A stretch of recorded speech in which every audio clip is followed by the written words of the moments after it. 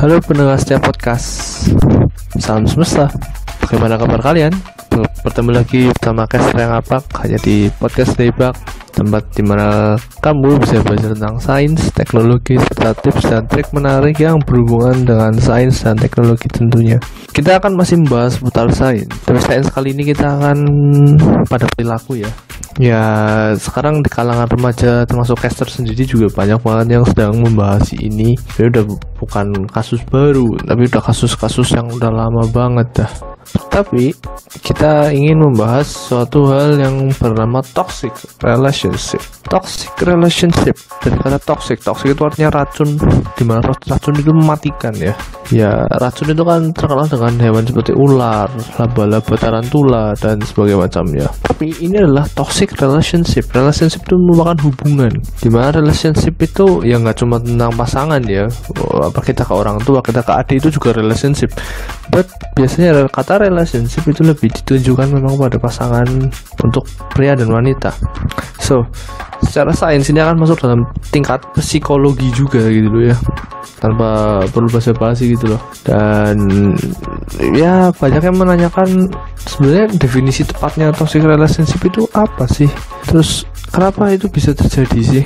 Oke, secara harfiahnya toxic relationship itu merupakan, ini sebenarnya rujukan dari ditandainya sebuah perilaku dengan tanda kutip itu beracun. Beracun di sini tuh bukan yang mematikan dalam arti dari hewan tuh bukan, tapi gini, itu dapat merusak fisik, mental, dan pikiran seseorang, dan dimana itu berasal dari pasangan sendiri gitu loh. Nah, gimana ya, adanya toxic relationship ini didominasi dengan ya kekerasan berupa verbal rata-rata. Tapi apakah bisa dengan fisik? Bisa, tapi yang paling sering verbal. Dan kalau secara harfiahnya pasangan itu kan, kalau health relationship itu kan ya saling memberi kasih sayang, saling memberi rasa hormat, saling menerima kekurangan masing-masing, saling menghargai pendapat. But kalau toxic relationship itu kebalikan 180 derajat. Kalau kebalikan 360 derajat itu kan kembali lagi ke awal. Ya bisa dibilang itu merusaknya bagaimana ya? Saling menghina malah. Bukan saling memuji, malah saling menghina. Ya mungkin memberi rasa kasih sayang tetap ya, cuma tuh tingkatannya berbeda dan cenderung lebih kasar. Terus rasa saling menghormati itu kurang. Biasanya itu saling memberikan ejekan, umpatan, itu biasanya rutin itu. Nah bahkan sebenarnya efeknya itu banyak banget, dan terutama kedua belah pihak ini bisa rasa tertekan gitu loh. Karena kadang tuh ada seseorang bertipikal adalah, saya sulit untuk lepas dari hubungan ini karena saya sudah terlanjur menyukai pasangan saya, ya kan. Itu banyak sekali orang-orang seperti itu. Dan kadang banyak sekali ancaman-ancaman, gak cuma tentang pria ke wanita, atau sebaliknya juga ada. Biasanya itu kan sebuah intrik lah, tapi biasanya rutinnya dan dominannya dalam tanda kutipnya memang pria ke wanita. Jadi para wanita juga harus tahu bahwa ini gak baik. Dan ya bisa dibilang ini berasal dari suatu perasaan tidak nyaman, egoisan masing-masing, dan keinginan untuk dominan dari pasangan. Manusia itu kan memang pada dasarnya memiliki sifat itu tidak mau dikendalikan. Itu pada sifat dasar manusia. Nggak ada lah manusia yang mau dikekang oleh orang lain kan, gitu loh logikanya yang kita pakai. Nah tapi dalam membangun sebuah jalinan asmara, oke, kali ini kita akan bahas asmara karena ketika nanti saya share ini akan saya share pada malam minggu gitu loh. Kalau nggak malam minggu ya hari Jumat lah, tapi yang jelas mempersiapkan malam minggu itu bisa menjadi suatu resiko serius. Yang terutama kasus paling mematikan itu bukan secara fisik, karena teman-teman perlu tahu, kalau pendengar perlu tahu, yang namanya kekerasan fisik itu masih bisa sembuh oleh kemampuan regenerasi tubuh. Tapi kalau kemampuan regenerasi psikologis itu nggak ada loh, karena itu akan mendapati luka batin dan ujung-ujungnya bisa jadi bunuh diri. Kenapa kita membahasnya lebih ke toxic relationship? Karena kalau toxic relationship itu jelas antara person to person, dimana ini saling berhubungan dan memiliki status. Itu beda ya kalau misalnya mental illness, karena ya kayak kalau yang kasus Korea itu kan karena hujatan itu beda, atau bahkan di Indonesia juga banyak hujatan itu beda. Ini lebih ke pasangan. Kadang hal seperti itu tuh nggak bisa terlihat ya. Jadi Misalnya kalau kita punya temen yang hubungannya kayaknya bagus nih, kayaknya mereka mesra ya tiap hari, kan kita nggak tahu belakangnya apakah mereka mesra atau tidak lah itu. Ini kembali lagi ke diri lagi bagaimana menghargai sesama pasangan, nggak cuma tentang laki-laki ya, perempuan juga. Oke, kita akan bahas cirinya. Yang pertama itu bisa dibilang karena kurangnya dukungan dari masing-masing pasangan. Dukungan ini yang paling sederhana aja, misalnya salah satu dari laki atau perempuan itu memberikan suatu ide, suatu gagasan, suatu keinginan, itu yang harus dicapai gitu loh. Dan malah satunya lagi itu bisa terlibat dalam pemikiran yang sempit dan menjadi suatu perlombaan yang nggak akan ada habisnya. Jadi harusnya itu saling mendukung aja, karena masing-masing itu kan pasti punya kekurangan dan kelebihan. Yang namanya pasangan itu pasti kan harus saling melengkapi, justru bukan saling berkompetisi gitu loh. Konsepnya harus dibenahi betul-betul. Terus komunikasi yang beracun tadi ya akan saya jabarkan gini: saling menghina itu pasti, perkataan kasar pasti, umpatan pasti, kritik, terus memberikan opini sarkasme, hingga melawan adu mulut yang ya akhirnya bisa berkelahi atau kontak fisik. Bisa banget. Itu salah satu yang paling kelihatan sebenarnya. Cemburu berlebihan atau posesif, ini sebenarnya kasus lama. Posesif itu udah jadi zaman lama. Tapi sebenarnya pertanyaannya untuk para pasangan nih, gunanya kalian posesif itu apa sih? Gunanya kalian negatif thinking itu apa sih? Ketahuilah betul-betul bahwa itu tidaklah benar. Jikalau memang Anda berharap, maka janganlah terlalu berharap pada pasangan. Dalam artian gini, ya Anda jangan terlalu gila bahwa kalau nggak ada pasangan ini saya kan nggak ada, itu sebenarnya impossible banget lah. Cuma memang secara dampak psikologis memang ada, memang perlu waktu yang lama banget untuk memperbaikinya. Tapi kita harus tahu bahwa hal seperti itu tuh show must go on gitu loh, hidup life must go on. Jadi hidup gak bisa namanya stuck, harus terus berkembang walaupun lajunya perlahan. Jadi buanglah sifat posesif. Kali ini cukup panjang ya, karena ini memang sedikit banyak pertanyaan dan banyaknya dibahas di Twitter. Sebenarnya saya akhirnya angkat tema ini. Terus kemudian adanya kecenderungan untuk memegang kendali dominannya seperti tadi dibahas ya, itu tadi udah lah ya. Terus perasaan benci, stres, dan frustasi, iya, karena kadang manusia itu kan memiliki angan-angan, kadang manusia memiliki obsesi terhadap pasangan masing-masing. Gak cuma dari perempuan aja, laki-laki juga pasti punya obsesi yang besar. Tapi kadang ketika kita terlalu memberikan kendali kita akan obsesi itu justru nggak baik. Itu nantinya akan menjadi toxic relationship juga, karena rasa bencinya itu makin tinggi. Terus stres kepada masing-masing pasangan juga semakin tinggi. Frustasi karena nggak mendapatkan apa yang diinginkan itu juga bisa terus gitu loh. Akhirnya nanti mulai ada aja ketidakjujuran yang terus menerus nanti akan menjadi beban mental. Kemudian rasa hormat hilang. Rasa hormat hilang ini nanti dampaknya apa? Pasangan Anda bisa melupakan hal-hal penting loh, sungguh. Terus pengeluaran keuangan, ini untuk yang sudah menikah, pengeluaran keuangan jadi terus menurun gitu loh. Dan kadang gini, bahkan toxic relationship itu salah satunya itu dengan mengekang salah satu pasangan agar menuruti segala keinginan dari pasangan satunya.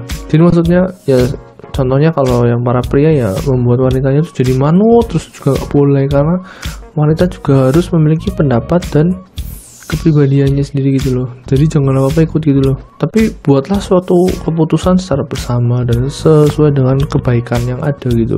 Terus mati-matian menjaga hubungan agar terhindar dari konflik ya. Tapi lucu ya, ini tuh memang banyak terjadi pada toxic relationship ya, dimana nggak mau lepas tapi terus menerus sakit hati gitu loh. Ya itu udah masalah susah sih, udah masalah psikis itu udah. Ya itulah ciri-cirinya. Terus kenapa tadi sulit keluar, itu juga sudah banyak banget dibahas. Ya yang pertama itu ketika ditinggalkan itu menjadi hal yang sulit, karena kadang kan membentuk suatu kebiasaan itu kan nggak mudah ya. Itulah mengapa jadi itu lingkaran itu nggak bisa hilang. Sama aja seperti kalau kata pepatah lama atau lingkaran setan. Gini, karena seseorang ketika sudah nyaman atau merasa sayang itu sulit untuk keluar. Yang kedua tuh rasa bersalah yang besar. Sebenarnya logikanya gini lah, manusia mana sih kecuali yang nggak punya hati ya, yang menyakiti pasangannya sendiri itu nggak ada rasa bersalah gitu.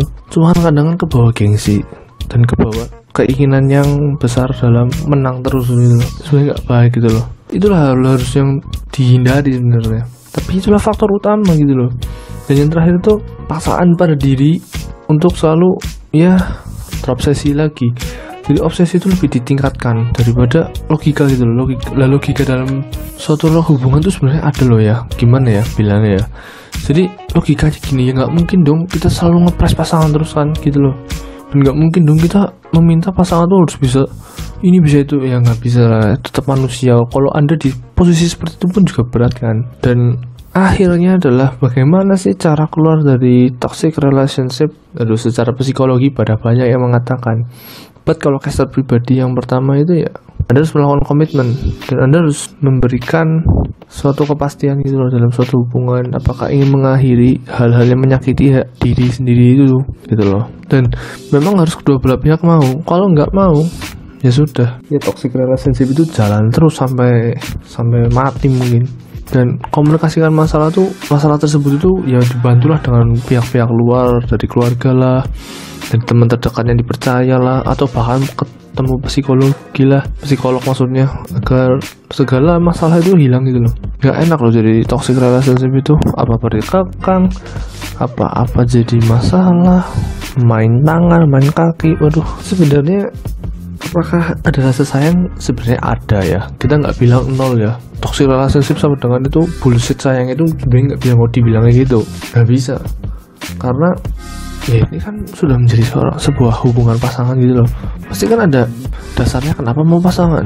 Jadi nggak bisa kita bilang itu palsu gitu loh. Tapi yang jelas itu ya harus hindarilah kontak untuk melakukan omongan kasar dan melakukan kontak fisik, pelecehan fisik.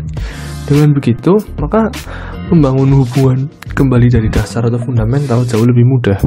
Karena budaya-budaya kayak gini nih semakin banyak ya. Nanti yang kasihan ya siapa? Kalau sudah punya anak, habis itu sampai nikah, aduh, bisa-bisa nanti angka perceraian itu tinggi banget di Indonesia. Nggak bagus loh. Karena ya ibarat membuat pasangan satu sama lain menjadi turun alias down gitu kan, nggak bagus mentalnya. Wah, kali ini bisa ada pertanyaan juga, kenapa caster membahas masalah toxic gini? Secara sains ya, toxic itu kan berbahaya, nggak cuma yang membunuh dari fisik dan arwah gitu ya, enggak, psikologi mati juga berbahaya loh. Sebenarnya orangnya itu kayak bukan orangnya sendiri, sifatnya tuh jadi berubah 180 derajat gitu loh. Padahal gimana ya, ini kan harus dihindari gitu loh. Terus sebenarnya kan kalau dalam PDKT tuh ada beberapa ciri-ciri juga untuk menghindari orang-orang yang berperilaku gimana ya, bisa dibilang tuh berperilaku pemicu dari toxic relationship. Yang pertama tuh biasanya orangnya tuh cenderung meremehkan, cenderung mencela, dan cenderung itu melihat hal yang baik aja, hal buruk itu selalu ditutup itu juga iya loh. Temperamental itu pasti, orang temperamental mana ada yang benar. Terus suka mendorong rasa bersalah, itu lebih ke gimana ya, Anda itu mendorong rasa bersalah dalam artian lebih menonjolkan hal negatif gitu loh. Jadi Anda nggak sulit melihat hal positif itu juga, itu bisa untuk dalam diri ya. Jadi nanti yang kena juga pasangan tuh. Terlalu penurut ya, tadi udah dibilang, terlalu mengontrol juga iya, terlalu posesif juga iya kan. Yang terakhir tuh terlalu memanfaatkan pasangan ya, sebenarnya kayak di FTV ya. But itu memang banyak terjadi di Indonesia, nggak usah ditutup-tutupin lah. Oke gitu ya. Jadi tapi ada satu lagi ya, yang tukang menyalahkan tuh juga, aduh, ampun orang-orang gitu tuh.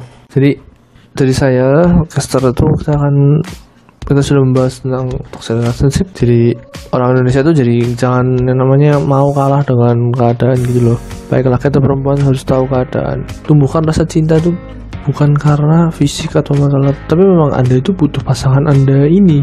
Ya kalau caster pribadi bilang ya, namanya cinta sejati itu berasal dari, atau hubungan yang baik itu berasal dari memang rasa saling sayang dan rasa saling cinta. Dengan begitu maka tidak akan ada rasa untuk saling menyakiti. Secara logika sih sebenarnya itu pasti terjadi. Jadi untuk teman-teman yang sedang dalam fase ini, segeralah keluar dan segeralah mendamaikan diri Anda juga pribadi, karena nggak ada untungnya. Kalau nggak ada untungnya, lambat laun justru akan menggerogoti diri Anda juga. Oke, terima kasih sudah mendengarkan podcast yang sedikit menyimpang hari ini.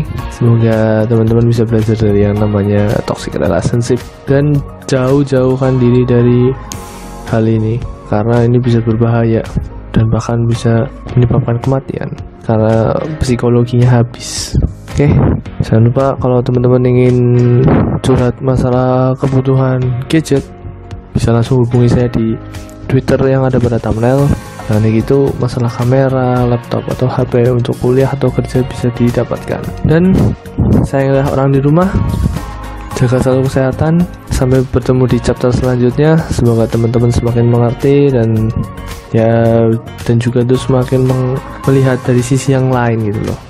Karena segala hal itu harus dilihat seperti mata uang koin. Karena ada dua sisi atau jadi seperti bola lah. Banyak sisi yang harus dikupas di dalamnya. Itu untuk toxic relationship. Terima kasih. Sampai jumpa di chapter selanjutnya. Bye bye.